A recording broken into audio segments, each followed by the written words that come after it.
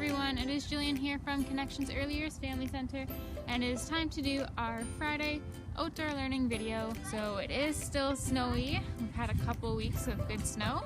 So we're going to do another fun winter activity that requires the snow, and that is tobogganing. Some of you might have gone tobogganing before, some of you have probably seen it and maybe not tried it. But today we're going to explore some different tips and safety tips for tobogganing to make sure that it is a fun as well as a safe experience for you and your little ones. And we're really going to focus on the benefits of tobogganing, which include sort of an introduction to gentle movement and momentum. So with that said, we are going to look at some materials that we need. So there are two different types of toboggans that I have here with me today, but there are lots of different types that you can use. Some of you might already have them. Some of you can probably find them at a thrift store, which is a great option. But the two most common ones are we have these slip and slides here, which is just a very slick piece of plastic, which is great for any of your children who are maybe a little bit older, 4 or 5 or 6, and they want to try going on their own. But the other option we have is a far more traditional toboggan or a sled, so it has room for 2 or 3 people in there, as well as a string to pull it back up the hill with when you're at the bottom. And at Connections you might have seen we have some wood versions of these. I always prefer wood because plastic is just not as environmentally friendly, but get your hands on what you can, and like I said, you can always check out a thrift store for these to make this a really great activity that doesn't cost a lot of money. So now that we've looked at our materials, we're going to head to the top of the hill and we're going to talk about some benefits of doing this activity and some safety tips. Okay, so here at the top of the hill we have our full-size toboggan, so ideally this would be fitting either you and your little ones, or maybe your little ones and another adult or an older sibling who's responsible. But one thing that's important to address is for any children who are very young and not entirely able to support their own body, it's very important that as you do this activity you are supporting them throughout, so you're supporting their head and making sure that they're not rattling as you're going down the hill. Some of the benefits of tobogganing, there's a lot of them, but some of them include an introduction to movement, so that feeling of going down using nothing but your own momentum. It's a really great thing for them to get used to, because this is something they'll experience probably later on a bicycle, perhaps on a boat.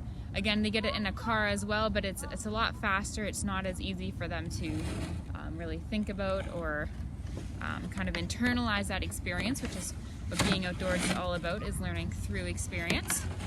So get them into the sleigh, and ideally you will be sitting behind them and supporting them right here. And then you're going to try and get yourself going down.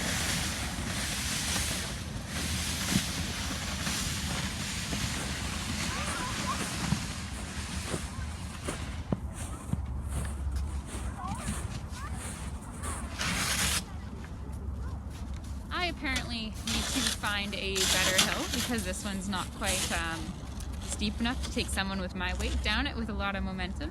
For your little ones, this is a perfect hill. It has a very gradual slope. Like I said, if there's a little more weight in the toboggan, you might need to find something a little bit steeper. But while we're on that topic, keep in mind that when you are picking your tobogganing place, you always want to look for somewhere safe. So that means when you're picking your hill, try and get a nice gentle slope, nothing that's going to be too fast or out of control, and something that's going to have lots of area to gently glide into, so no parking lots, no streets, nothing with any moving cars or traffic nearby, because you don't want to worry about getting into an accident or getting hurt while you do this. And just watching again for any trees that are going to be maybe there that you could crash into. It's probably happened to you once or twice, but it's something we want to avoid, so always look for a nice, safe and open place to toboggan. But once you're at the bottom, 2 options: either you can take the toboggan back up by yourself, or this is a great chance for your child to practice going uphill in the snow, which the snow is already a lot harder to walk in than the train would be in the rest of the year. So to go uphill in the snow is a really great activity.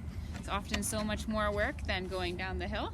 So it's a great way to get active with that little reward of being able to toboggan down at the end. So we're going to go again.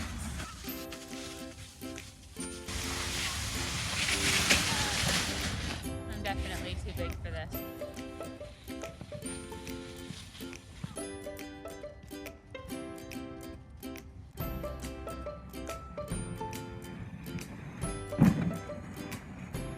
So we did give our slip and slide a try too to see if that would be any better.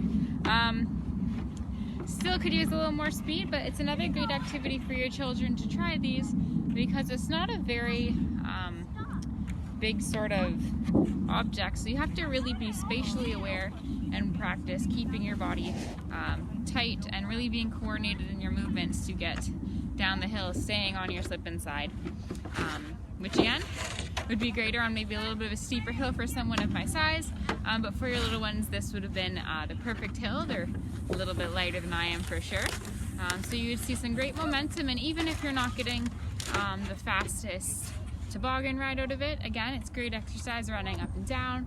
It's a great way to get used to that gentle feeling of movement, which is so important for experience.